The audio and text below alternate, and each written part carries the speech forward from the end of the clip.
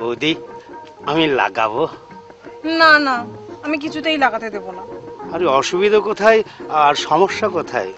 কোথায় অসুবিধা কোথায় সমস্যা সেটা আমি বুঝবো, তোমাকে বুঝতে হবে না। বৌদি বৃথায় রাগ করছো, ব্যাপার তো সামান্য, বুঝতেই পারবে না। সামান্যই হোক আর অসামান্যই হোক, হবে না মানে হবে না। আরে দরকার হয় টাকা পয়সা দেব। টাকা দাও আর পয়সা দাও, আমি লাগাতে দেব না। আরে এত চিৎকার করছে কেন? আরে লাগবে তো সামান্য, বুঝতেই পারবেন না। বুঝতে পারি আর না পারি, লাগাতে দেব না মানে দেব না। বৌদি কত আশা করে এসেছিলাম, নিরাশ করে দিলে। তোমরা তো আলছাল, কত বড় বড় নেতা মাফিয়া, এমনকি আমার বড় এসেছিল, তাকেও লাগাতে দিইনি। হ্যাঁ, দাদাকে লাগাতে দাওনি? কেন দাওনি বৌদি?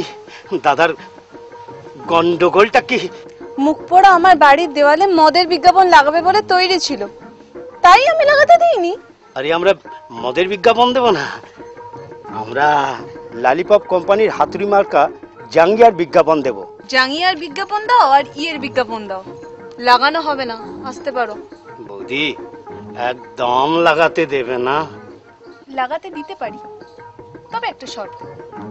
আরে শর্ত মর্ত যা বলবে কোনো আপত্তি নেই। বলছিলাম কি বৌদি, কোথায় লাগাবো, সামনে না পিছনে?